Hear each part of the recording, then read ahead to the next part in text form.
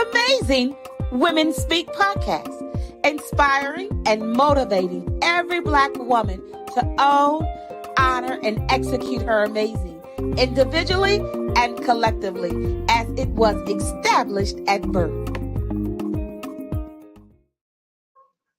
Good evening, and welcome to Amazing Women Speak. I'm Crystal Gunn, and welcome back for another great episode. I can tell this one is going to be a great episode because we are late because we have been having technical difficulties, but we got it all squared away now. So thank you for waiting. I got text messages from people who've anciently been waiting and asking if we are on. We are live, and I am super excited about today's topic, because they say you are a combination of the 10 people you hang around the most. And if this is true, you want to check your tribe. If the 10 people you spend the most time with and speak with don't inspire you, push you, celebrate you, serve you, and tell you when you're wrong, check your tribe. I saw this short video of Pastor Keon where he said, if you stay in an environment where people don't recognize the value of you, you will shrink your gift to the size of what they can stand. And that will cause anxiety, depression, and stress. So while you're listening to this conversation, take mental notes and check your tribe. So before we get into this conversation, let's see who we have here today. We're going to switch things up just a little bit because of what's going on with everybody. So Cydney, come on in and introduce yourself to the people, please. Hello, everyone. I am so excited to be here again on Amazing Women Speak.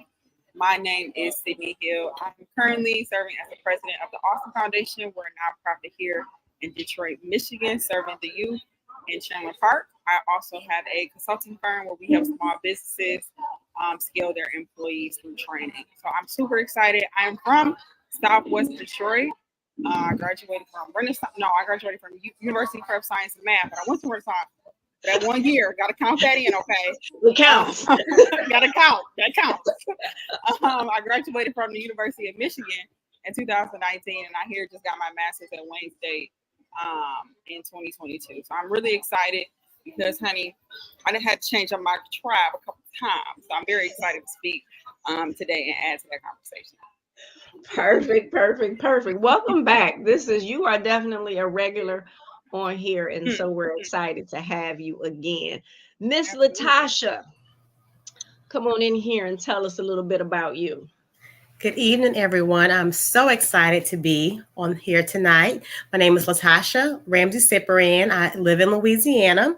I am excited about this topic because it's very important. I have a credit restoration business. I'm an author, speaker, life coach.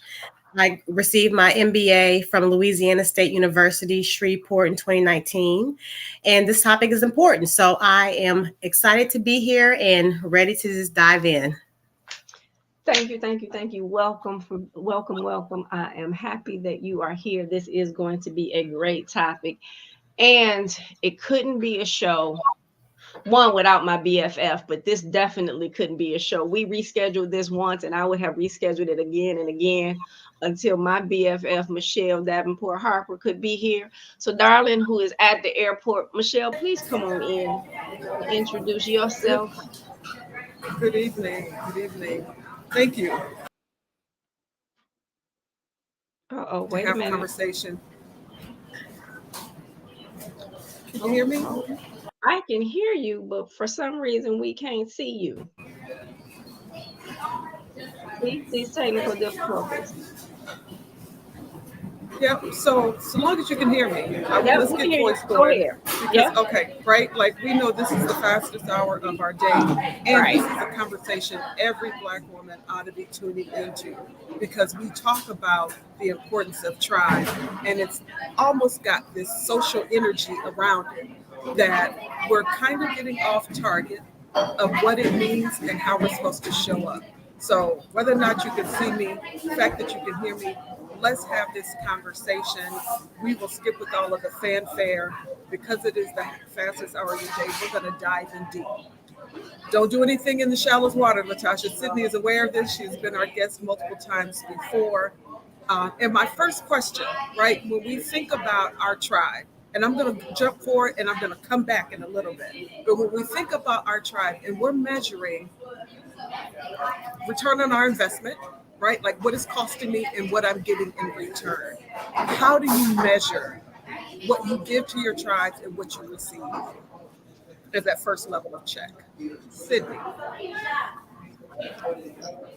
That is a hard one. I think I'm just learning through that right now with my own tribe. So I'm the person so I'm the oldest of 9, y'all. Okay, so I know how to give. That's not an issue. But for me, I've been running into the thing of people not giving as much as I'm giving to them. Right. So I'm showing up for them, I'm making sure that they're okay, but I'm not receiving that in return. Because I would say the last few months, as I've been growing in these different business ventures, I've been noticing as I kind of call and reach out to people for help, they kind of like back off, you know. So I've been kind of using that as a checkpoint to figure out who is actually going to stay in my tribe as I go through this journey of growth. Because my mom tells me all the time, she's like, everybody's not your friend, everybody's not going to be with you at the top. And it's been hard for me to realize it because I'm 26 right now. Because when I was 20, I was like, oh my girl, what you talking about? But now, like, as she's saying it, as I'm getting older and older, people really do start to come in and out of your life as you are on this journey of growth. So as you give to people, start paying attention. If you ask them the same thing that they ask you, are they going to show up that same way? That's how you can start judging it. Because if they don't, y'all might as well just kick them to the curb. I'm sorry, you just going to have to do it blatantly. It can't be, oh girl, no, you just going to have to do it. Okay. That's how I've been measuring it so far. Latasha, what does that look like for you? Definitely to piggyback off what Cydney said. I remember growing up, my parents would always tell me, birds of a feather flock together. And I never could understand that. I'm like, what do you mean? Mm-hmm. But now that I'm older and wiser, I understand the people that you hang with, they are a mirror of you. So for myself, I see I'm a giver as well. I will pour into people. But then I find myself, if someone calls me, who I'll call them energy vampires, if they're draining me and I don't want to answer the phone, I don't want to take the text message. After a while, that gets old because the reciprocation is not there. I'm giving, but I can't, they're taking. So I need it to be 50-50. I need to be able to give. And whenever I call out to this person for advice or just a listening ear, I need the same in return. But if this person is just always just taking and draining my energy, that's when I realized, okay, wait a minute. I need to relook at this friendship because this friendship is one-sided. It's definitely not, it's not equal. But in business, I see that because I want to see everyone win, but I can't want something more for someone else that they don't want for themselves. So listen, we're about to have a conversation because both of you dropped a lot right at the beginning. I remember my pastor said years ago, everybody sitting in your front row isn't cheering you. Some folks, we are given spots, front row, prime seats, and they are here to watch your demise, right? And so how we select, how we sell tickets to the shows of our life, we have to have a lot of discretion. So Latasha, you talked about that 50-50, right? One of the things we think about when talking about our tribes is the 50-50, when that shows up, may be some imbalance, right? Because there are times when I need my person to be on her 50 strong. And there are other times when it's my responsibility, right? And so how do you have those conversations with folks that you share space with? The most valuable real estate that you have, your heart. How do you have that conversation with those people? Yes. So at this point in my life, I'm going to be honest, we're not having these conversations because at this point, I feel that people know what they are giving and they know what they're taking at this point, because I'm in my early 40s. So I feel like this, if I'm there for you and I'm showing, and I understand I can't be there all the time. And we have busy lives. So I'm not the friend that we're going to talk to every day. I'm not that friend. But if you need me, I'm there. And I would like the same in return. So we don't have to have these phone calls every day, text messages every day. But at some point you kind of feel that, okay, well, I'm giving, but I'm not getting that in return. And it doesn't have to be every day. It could be once a month. It could be, however often, but discernment is key. And I've learned that, I pick up, and when God has told me, He's showed me signs, and I'm bad at not paying attention. And then God comes back and said, girl, I told you. And I'm like, you did. Drop my head. So I'm definitely learning just that discernment. And in this season, I have been giving, and people have came to me and says, hey, I didn't want to, I unfriended you on Facebook because you were so positive, or I did this. And I'm like, well, wait a minute. So I am definitely learning to just sit back. It's good to be a giver, but to also learn discernment. And when you have that feeling in your gut that something's off, it's off. That's what I'm just learning, just to follow my judgment and just kind of go from there. But having the conversations, I might have it once or twice, but I'm not going to repeatedly do it, because I feel like people kind of give us the scissors for us to kind of cut them off when it's that time. And then seasons, friendships are seasons. Some friendships of lifetimes as well. So if it's a season friendship, that's what it is. So, Cydney, what does it look like for millennials, Gen X? It depends on the friend group. Honestly, it depends, and it depends on the person.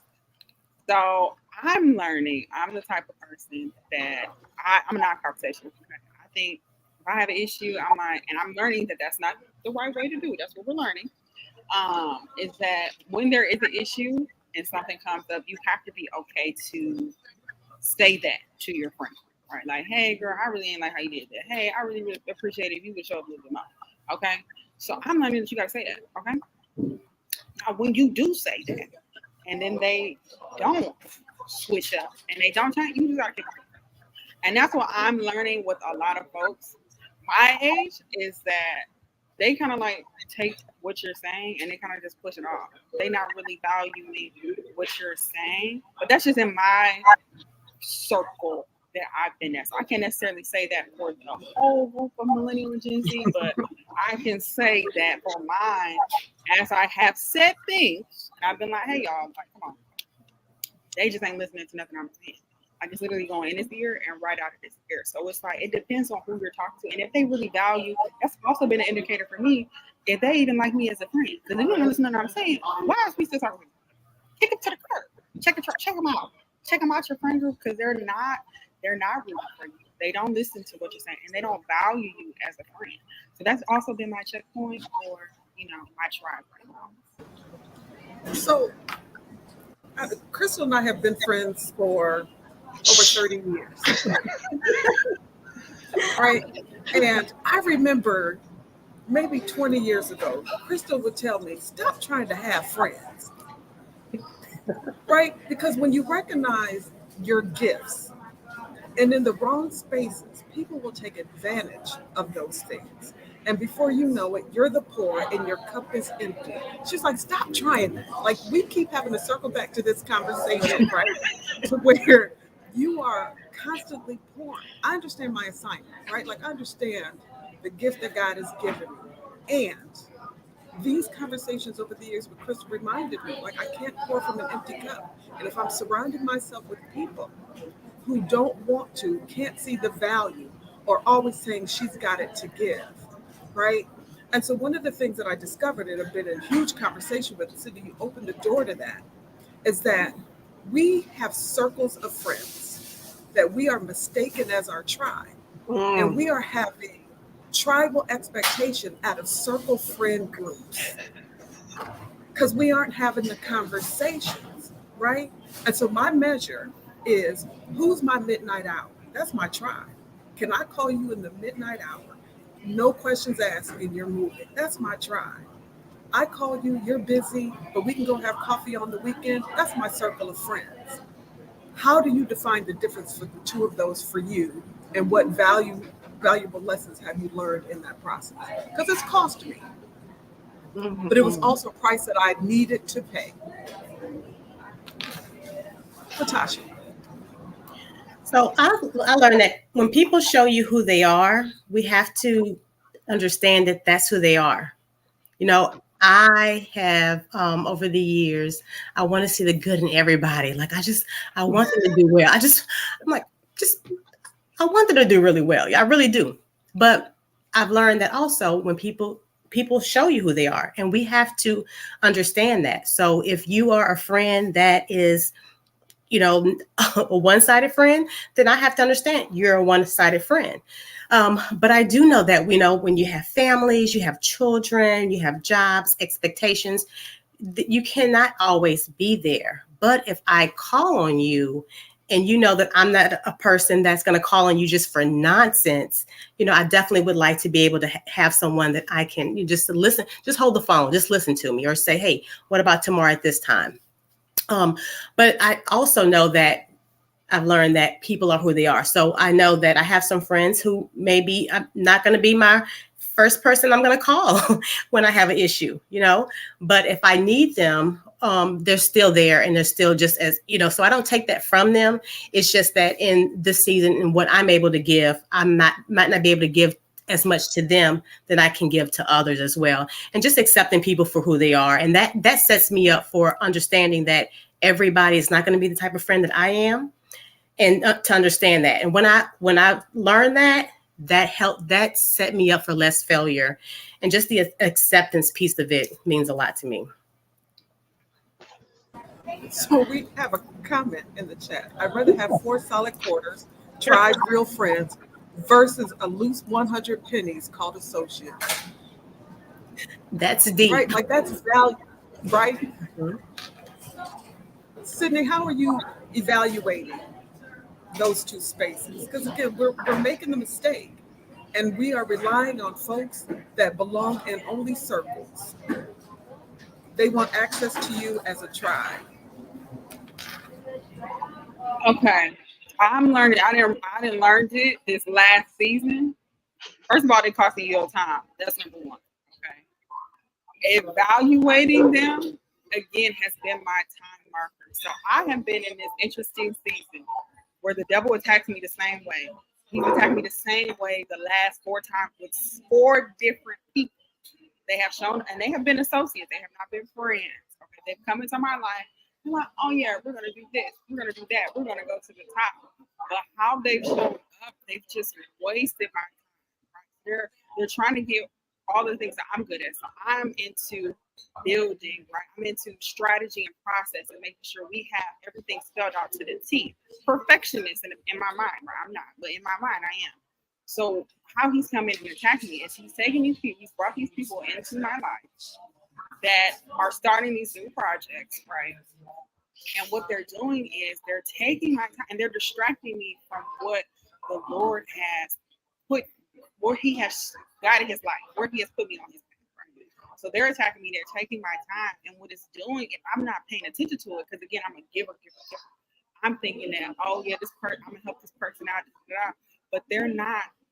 I'm asking them to do stuff, and they're not giving it back to me. So I've been praying a lot for discernment to be able to tell when a person is from the Lord, and we really over here just trying to get me off course.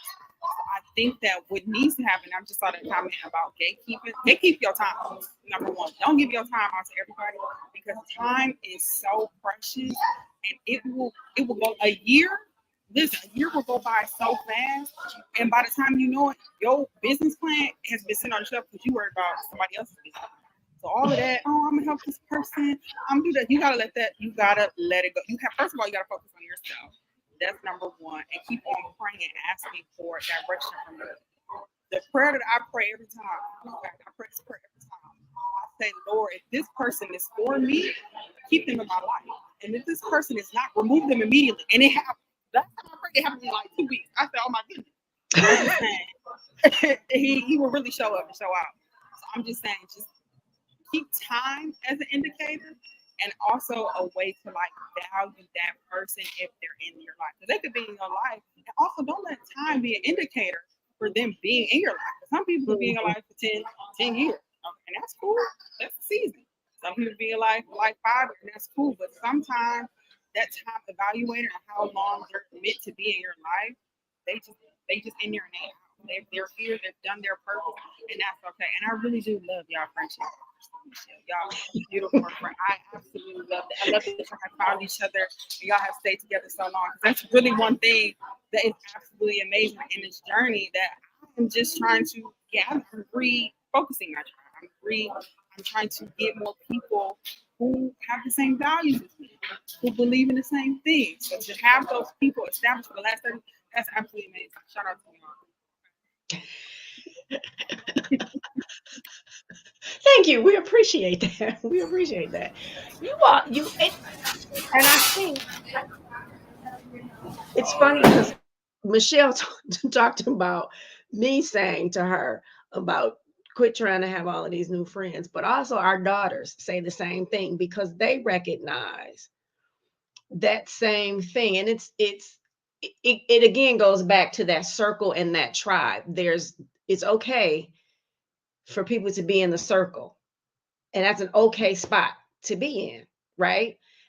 And then you have those that are in your tribe. How much though how much of the responsibility falls on you to understand how someone operates? Because for some, I probably would be a terrible friend because I am so focused on what God told me to do. I'm not picking up the phone and calling people every day. Now we can sit in person and talk for hours, but on the phone every day. And somebody might say, well, I don't talk to her every day. So is she really my tribe or is she my circle? But so how much of it and the discernment and understanding somebody before you can say, okay, this person is really my tribe, but this person really needs to be in my circle. So, and Crystal, to layer that, part of the challenge is we aren't having the conversations. We're walking in, giving assignments to folks, right, without having the conversation. What's your capacity, right? Yeah. Because I am clear, we need both. We need circles, and we need tribes. We need our ride or dies. We need all of those categories in our lives. But part of it is we have failed to have the conversations about the capacity to be whatever it is that I need and be okay if you can't serve that. Mhm. Right? Like Latasha said, we're talking seasons as well for some relationships, and that's okay. When we start giving assignments to the wrong folks who don't have capacity, and then we didn't have the conversation, who's accountable in that space?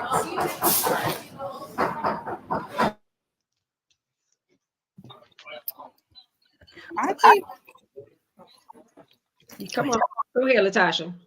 Now, I was going to say, I feel like, we should be accountable for that ourselves. So I have a friend. I'll just share this brief story. She's been my childhood best friend since I was 12 years old.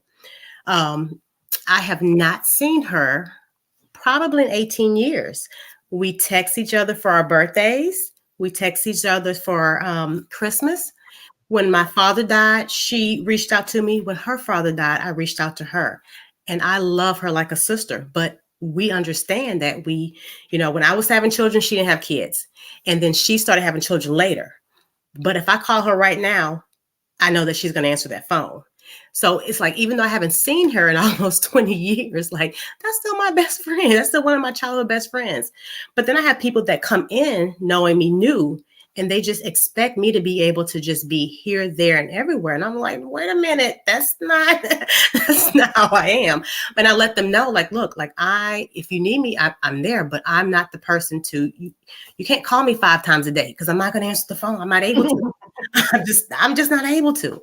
I've never been that person. And people feel like when people want to get to know you and see what they can get from you or just see what they can learn from you, they just want you just to be their friend and their friend only. And I've recently just noticed that people are kind of like switching up, which is fine with me, but I'm like, I never signed up for this. Like, you thought that we could have this everyday conversation and I never told you that we could.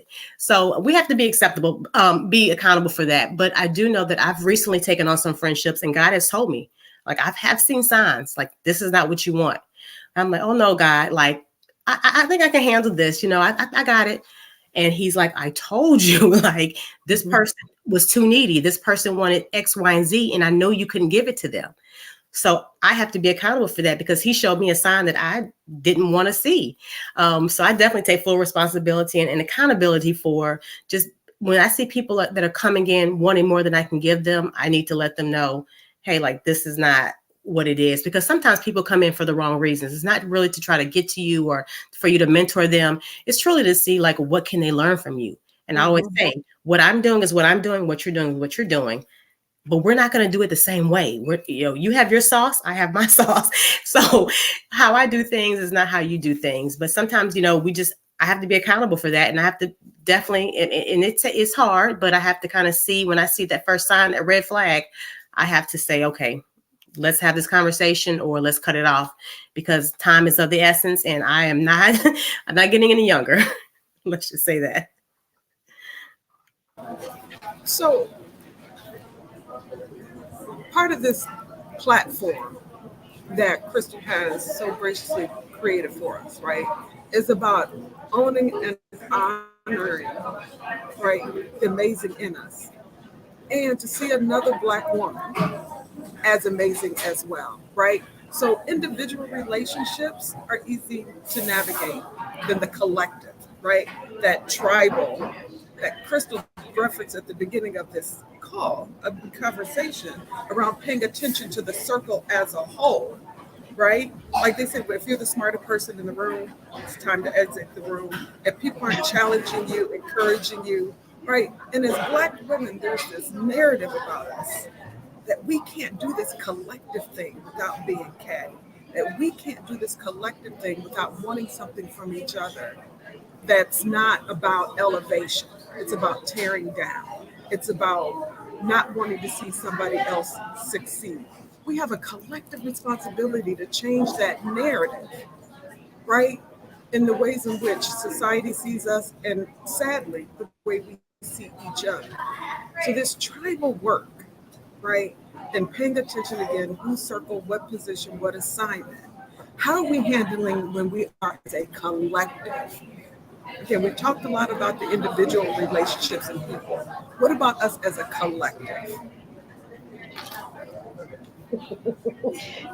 that's gonna be an interesting conversation, because so often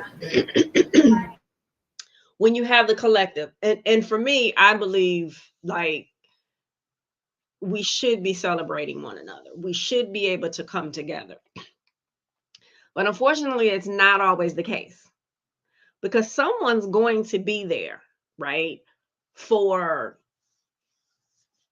some interests other than helping to elevate and serve the collective. And I don't know, I'm much like Latasha. I try to see the good in individuals, right? But then when I notice a thing, it's not necessarily that I want to throw them away, but I know where to place them. So you still might be in this collective, but you might be on the outside of that collective. Now, no one else in that collective may know that that is how I felt about, or that thing that I saw, because everybody may not have seen that thing, right? But I think even inside of that collective, there's layers to that, and it's almost like that target. Some are closer in that collective than others. But who's in that collective that's poking holes in the back of the boat? Because that person needs to be gone from the collective. like, are you helping us, and then who's that person that is coming just to disrupt? And I think I don't know, maybe that's why my child says I don't have any friends but you, Michele, because it's like, what do you do? What do you do with that thing when you see that? And a God-given gift to me. Like, there's things that I see in other individuals. And I'm like, yeah, no, this person ain't for the good of the individual or for the good of the collective.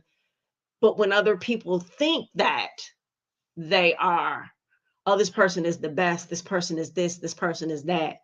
Like, how do you then, I mean, how do you maneuver through that? Because now I feel like I'm rambling, but how do you maneuver through that with then you not seeming to be the catty one or the one that's trying to disrupt? Yep. So Cydney, I'm going to start with you, right? Like, you see the individual poking the hole in the boat of the collective that we've agreed that we are trying to sail to greater. Like, use the analogy for a moment, right?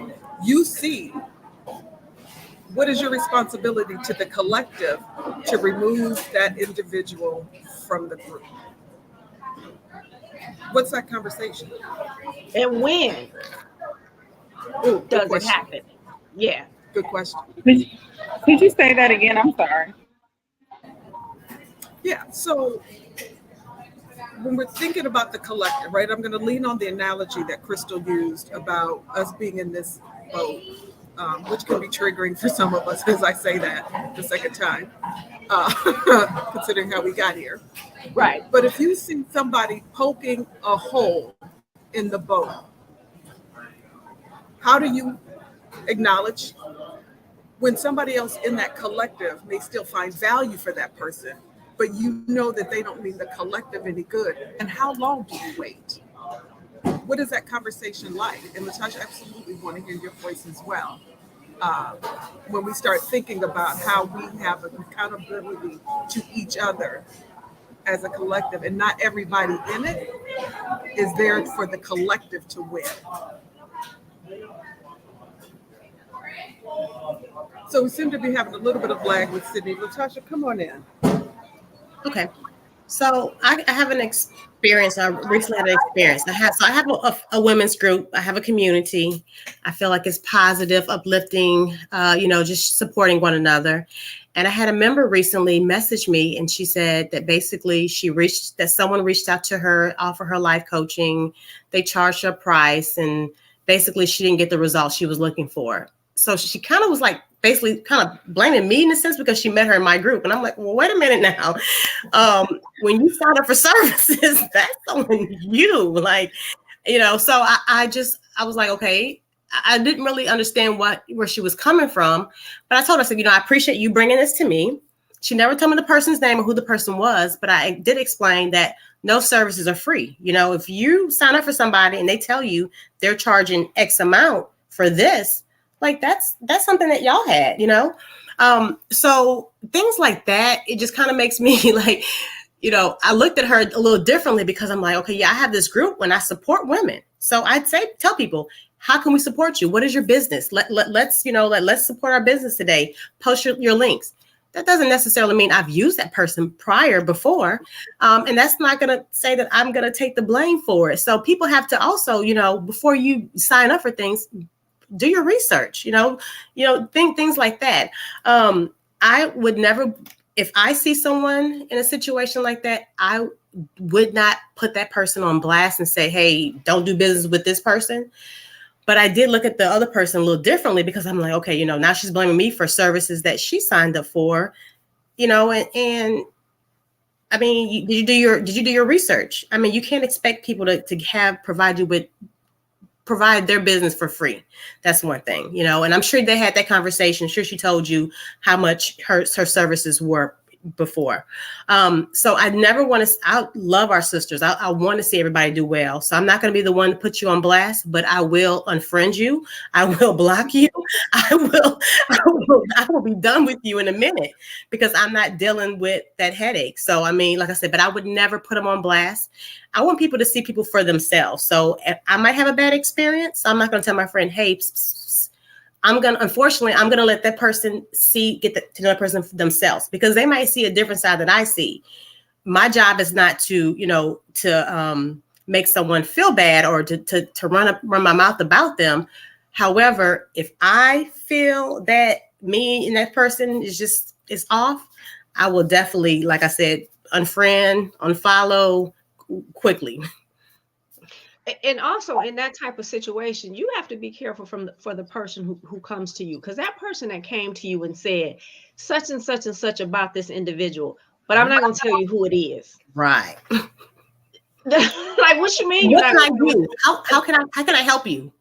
And is that person then going to go have that conversation with other people in the group saying, well, you know, such and such and such, because they didn't work out. It had nothing to do with whether or not that person would work out with someone else.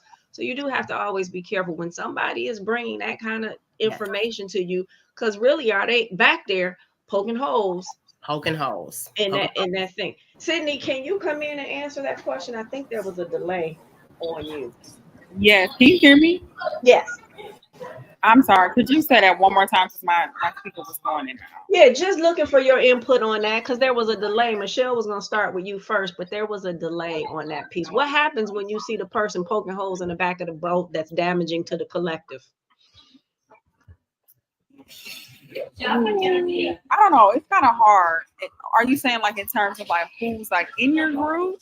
Yeah, Like, so you got you and your circle, or you and your tribe, but then there's this one person who really, they don't have the best interest of the tribe. They're, underhanded or trying to get between you and another individual. What do you do? How do you do it? How long do you wait before you even address it? For me, it's been hard for that one person. Again, because I'm not confrontational, right? So I don't like to, I be like trying to just not say nothing. So I have been, again, it's the non-confrontational thing. And I think as I've gotten older, I'm 26 now, and 25, I was like, okay, I'm going to just keep up with people, because again, I don't want to argue with people. I don't want to say anything that's wrong. But I think like as I'm going to turn 26 within the last few months, I just have to move. You just got to move people out of the way and just say it. Because sometimes what I've happened is I don't necessarily want to say anything to somebody or to that one person, because I'm like, oh, well, do I still want them in my conversation? Do I still want them as a friend? But as time moves on, as the months move on, as the weeks move on, and as you hold on to it, I would say you just have to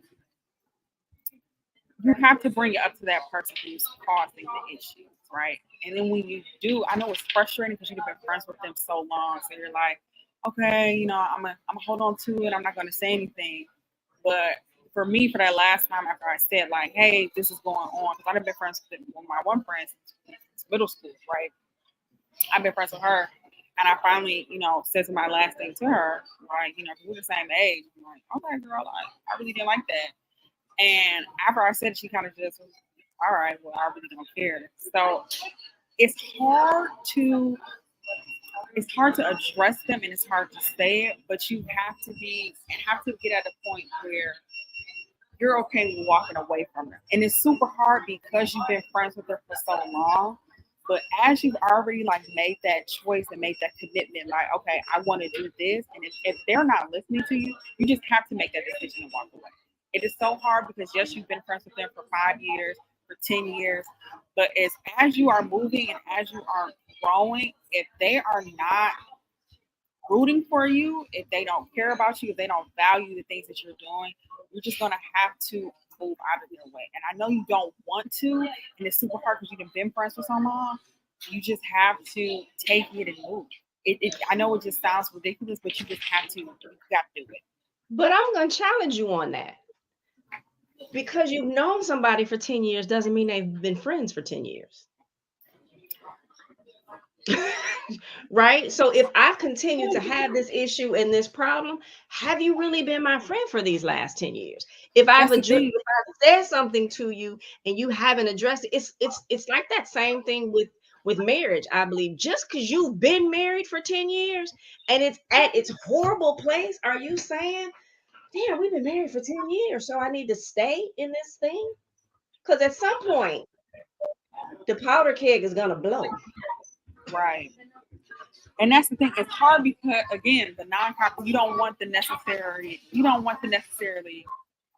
chat with them, or because it's weird because I know what you're saying, but it's just like so hard. You don't necessarily Come on want to in go here, back and Michele, forth and with that tell this person. 26-year-old. It's hard. It's Yeah. hard. I know what you're saying. So listen, my beautiful soul, right? Protecting your peace or the peace of a collective is not conflict, right? So first we need to name this thing for what it is. Addressing something that's not serving you is not conflict. It is honoring who you are and the energy that you need to protect to be good for that collective and all the other spaces that your feet have to touch, right? And all of the spaces and all of the rooms. I don't want you to name that as conflict because if you already feel challenged by it, you'll allow that to be the barrier for having the conversation that you need to have. Honor Cydney in all ways. And anyone who's not serving that, the conversation is not about conflict. It's about speaking your truth because you need to be able to value and show up for the other folks who are showing up for the way that you need them to in that season, right? And for 10 years, if it is value added, it'll come back. If it's not, you set it free so that you can free yourself. That is not conflict, right? Your energy is valuable. It must be protected so that you can continue to do the great things that you can do. Right? Like we have a tendency to pay attention to the broken things, to the negative things, right? And often as Black women, we are healers and we want to be fixers. So we stay in relationships, and we're going to stick with tribe, right? Like we'll do a conversation about relationships of the other kind later, right? But when it comes to womenships, we are fixers, we want to be healers. And so we maintain and stay in longer than we should because I don't want to do that to another Black woman or I don't want to do that to my friend, right? So we need to measure intent versus impact. People will say, well, I did not intend. What was the impact on Cydney, right? And if the impacts continue to chip away, even micro fractures, right, over time will cause a huge break. If they continue to do micro fractures in your life, their intent, right, is never to serve you because the impact is always negative on your end. So when I talk about, we're talking about checking our tribe, right? Chris, I want you to pull back up the statement that you read at the beginning from the minister, pastor, I don't remember his name, that really is a measure for us to begin to think about the folks in our lives. Life's too short. We need folks that are value adding to our lives. And I don't care if you've known them 5 years, 5 days. We have to start using our words. As women, we're sitting silent and allowing other women to break us. And they're showing up in our tribes, in our circles, when we aren't using our words. I want to use your words kick right now. Like we're grown women. Use your words. Let's have a conversation. And let's be truthful about our truth. And if that relationship is not there to serve you, I send you with love, but you gotta go. And sometimes conversations aren't even needed, right? Sometimes I don't even need to have a conversation with you. If this if you are around me and that impact is more negative than positive, do I need to have the conversation? And or if I've had the conversation with you 1 time, 2 times, do I need to keep having the conversation with you? Or can I just release you and it be gone? And that's me. But I need closure. Who needs the closure? The person releasing or the That's what person being released? that's what we often say. But that's what we often say. I gotta go have this conversation because I need closure. Yeah, closure is I'm done and that negative impact is not happening anymore and it's not negatively impacting me. And I'm one of these individuals where and this was somebody that I met recently, just so happened to be a male, but we were doing some business and some things. And there was one point. Now, one of my pet peeves is you cannot talk to me any type of way that you want to talk to me, right? And so it started off well, and then we have this conversation, and I tell you, and then I go back and I tell you again, and then I go back and I tell you this 3rd time, and then it happens again, and I blow up 0 to 60. Words that I would not want my mama to hear me say. But in the end of that conversation, I said, you know what? Let me apologize to you. He was taken aback. And I said, because it doesn't matter what you say to me. I don't have any right talking to a black man that way or another individual just in general. But what I know about me is if you can take me to that point, I have no business dealing with you on any level. So I'll talk to you some other time, and hung up the phone. That was all of the closure that I needed.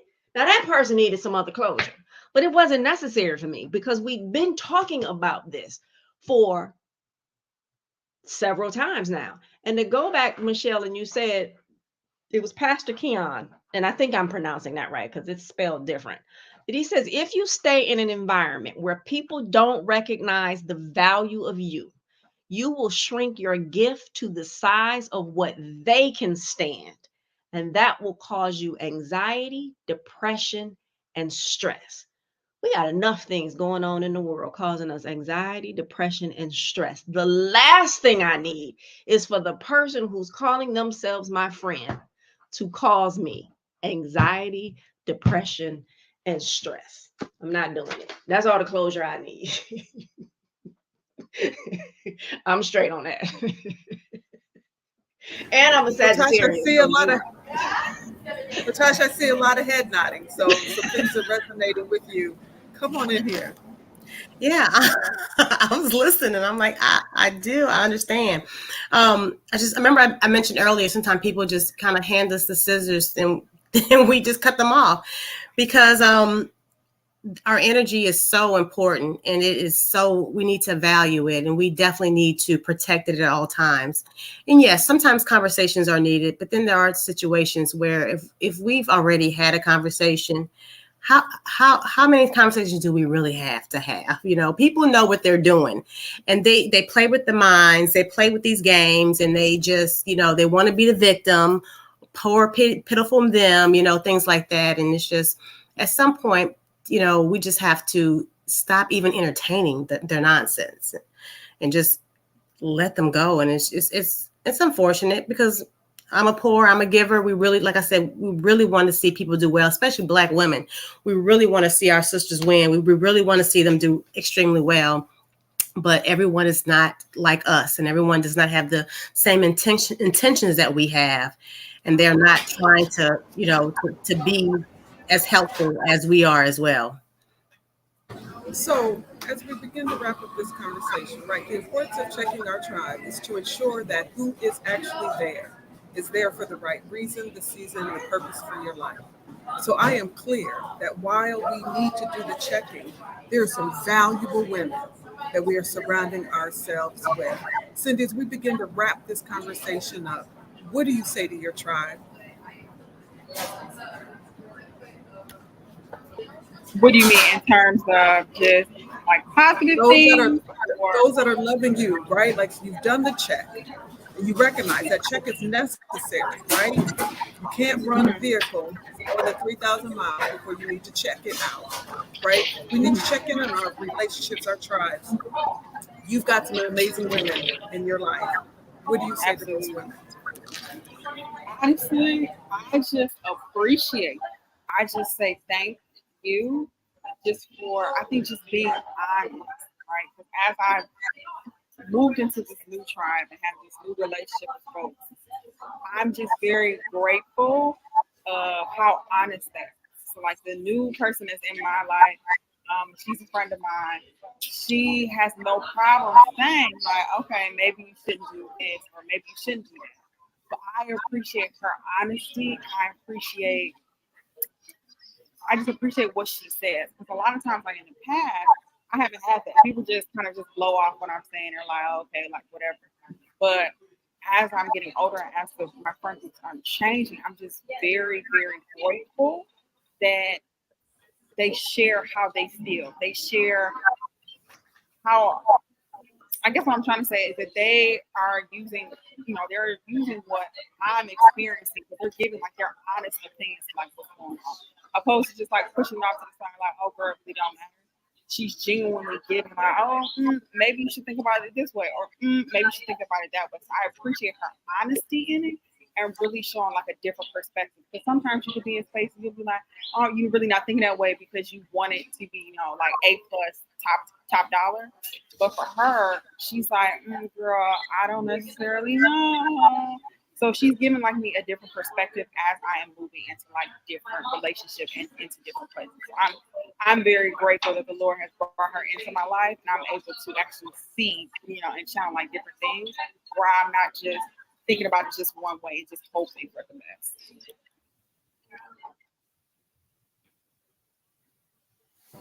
Latasha, what do you say to your tribe? Yes, I would say, I appreciate you. I value you. Hold me accountable. I'll hold you accountable. Don't tell me what I want to hear. Tell me what I need to hear, and I would do the same for them. And just to also just be honest and be open. And if you see me doing something silly, tell me. Say, girl, that ain't right. Don't do this. Because I would do the same. I would do the same for them. But be a friend that doesn't just have me out here in these streets looking crazy. Like really, truly, if you're my friend, you're going to tell me when I'm right, when I'm wrong, and you're going to love me no matter if I'm right or when I'm wrong. We're not going to always, agree on the same things, and that's okay. We're not going to always agree, but just to have that respect and just to have that value, and just to, if I give to you, give to me. And I just, like I said, reciprocation, just making sure that I'm not giving more to you than you're giving to me. And I would make sure that that they know that I'm going to also pour into them, and just also just accept the same, and giving them, for them to give that back to me as well in return. That was the word I was trying to think of. This is honestly one of those conversations that you're driving down the freeway and there are 19 different exits you could take to thinking about how to have this conversation about our tribes. I am so very grateful again, Crystal, that you create a platform that these conversations get to happen.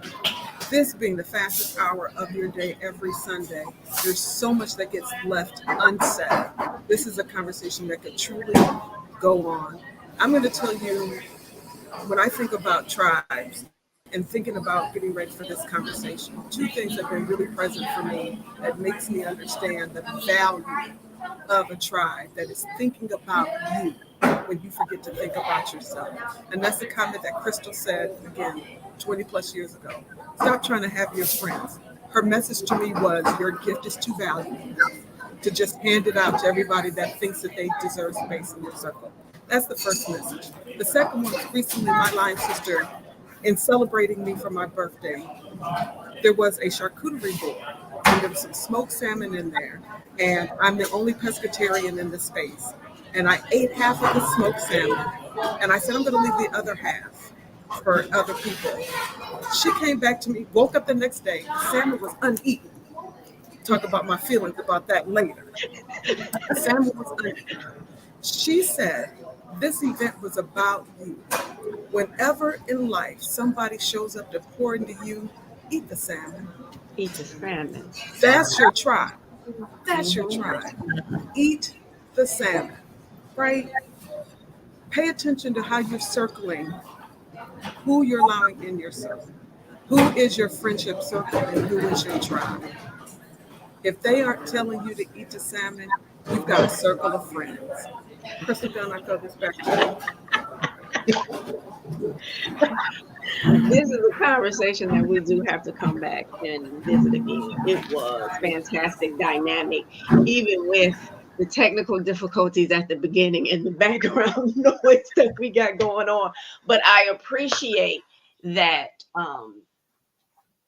that you guys said, even though I can't be at home for this conversation, that I truly wanted to be a part of this conversation, because I think it's really, really,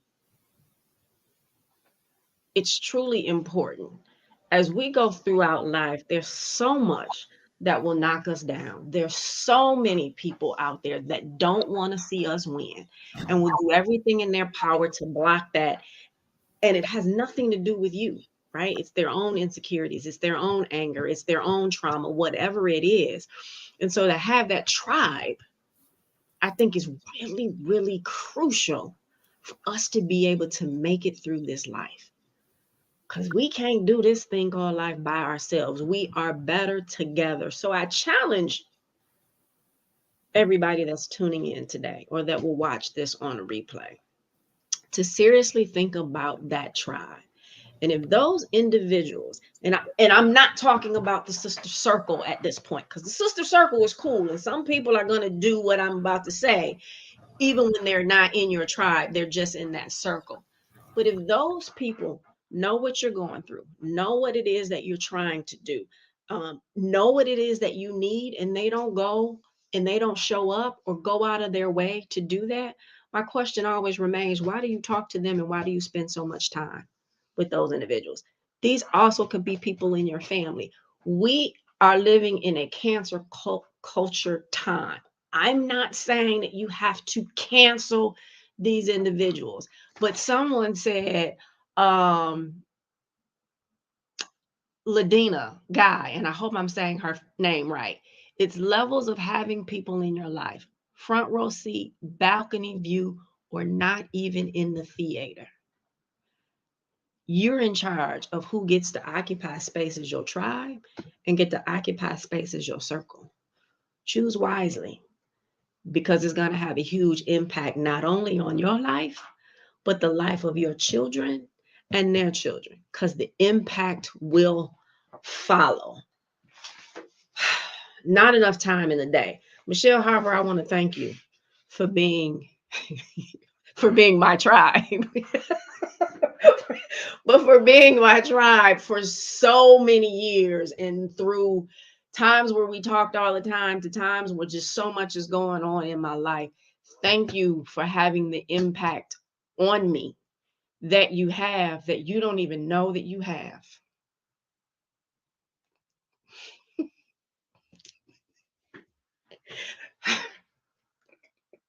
I should have known that I was going to need tissue.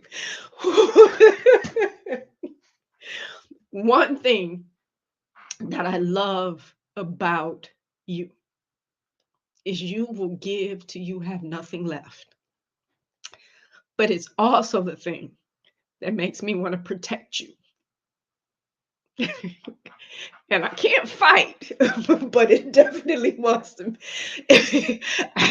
I can't fight, but it definitely wants to make me fight others for you. So keep being the beautiful soul that you are. I'm blessed to call you my best friend. I am blessed to have you as my child's godmother. Ain't no other cats. Ain't no other cats. I am Crystal Gunn. Let me stop before God, I'm over here bawling. I am Crystal Gunn. Follow us. Let me go back 1 second. Please find Amazing Women Speak on Facebook, YouTube, Twitter, LinkedIn, and Spotify. If y'all could do me a favor, go to each one of those platforms and absolutely follow us, because you know how this social media thing goes. But also look back over the past episodes. Find the ones that speak to your soul. There will be many. I promise you. Share them. And then mark Sundays at 7 p.m. on your calendar so that you can get in on these conversations. I am Crystal L. Gunn. I am a Black woman, and I absolutely own my amazing Michele Davenport Harper. Come on in here, please. Thank you. Another amazing show. And as I close out every week, I honor you, Crystal, and the obedience to the assignment that God put on your life, and that you chose me to sit next to you each and every week to help curate these conversations with these amazing Black women. Again, I'm telling you all, if you don't have a Crystal, that one's taken. Baby, check your tribe. Check your tribe. Who's your midnight hour, folks? I'm so very grateful, Crystal. Thank you again for being obedient, because God has put something on you and you said yes without even knowing all of the moving pieces. And you continue to bless lives with women that have yet to be in your physical presence. Keep saying yes. God will continue to make a way. And this cat will be right here alongside of you for the ride. My name is Michele Harper. I am a Black woman, and I absolutely own my own. Cydney. That was beautiful, y'all. Y'all gonna have me over here rolling my makeup, all over here crying. I just thank y'all for allowing me to be here on today's podcast. The last thing that I do want to say before we leave is that as you are working, building your tribe, this is what I've learned. People who do not accept your growth, either if that's as a business owner, if that's if you're working at a job, people who do not accept your growth, wherever you're going in life, those are the folks that may need to be in the balcony, like that. Like I think Deanna said, those people should just watch from a distance.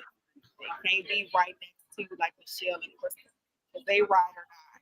Okay? They could accept where they're going in life. So they're if the person who you're trying to figure out if they really there for you, and you over here, you climbing up that ladder, and they not supporting you, you just gotta let it go.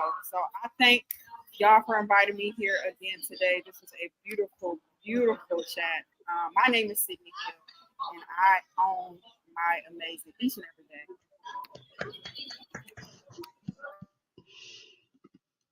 Latasha. I don't even know what to even say.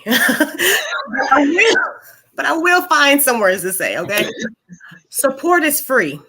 Support is free.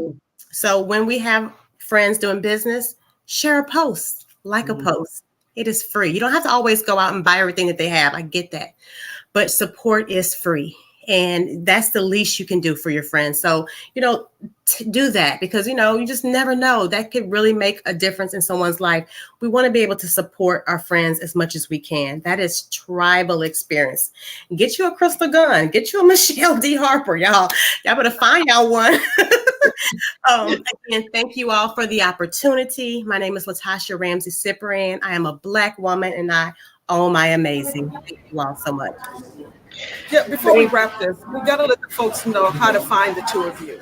They want to continue the conversation. Latasha, how can folks find you? Yes, y'all can find me on Facebook under Latasha Ramsey-Cyprian. My business is Optimum Life Credit Solutions as well. But definitely find me on Facebook, Latasha Ramsey-Cyprian. Okay, if you want to find me, my name is Cydney Hill, Cydney with a C-R, C-Y-D-N-E-Y, Hill on Facebook. And then on Instagram, I am Cydney.tech. If you're looking to you work in high schools or anything like that, we're always looking for partnership. If you're looking to train your employees, honey, we can make sure that they are ready to go. Okay, so go ahead, Cydney.tech on Instagram and Cydney Hill on Facebook. Thank you so much, everybody, for hanging out with us this evening. To our super dope producer, Dr. Christopher Rogers, I thank you for what you do. I know every time we're trying to have something great, technology is trying to block it, but that's okay. God will win in the end, always does. I pray this conversation was enlightening, but join us next Sunday, where our topic will be My Mental Health is My Business. This is one of my favorite topics because there's so much that goes into mental health. And next week, we're not going to talk about the extreme cases, schizophrenic, but we are going to talk about the everyday issues. That alarming statistic that Michele gave, where she said 71% of us struggle and get easily overwhelmed in making the day-to-day decisions. And with everything going on in the world today, it's getting harder to make those day-to-day decisions. It will be a great conversation, and this information it'll definitely help a lot of people. So definitely tune in next Sunday at 7, and we thank you again for joining us tonight. Have a great rest of the day. I'm about to OJ through this airport. Right. Almost missing my flight for it. OJ for it. Safe travels. Safe travels. Safe travels. Thank you. Absolutely. Bye, y'all.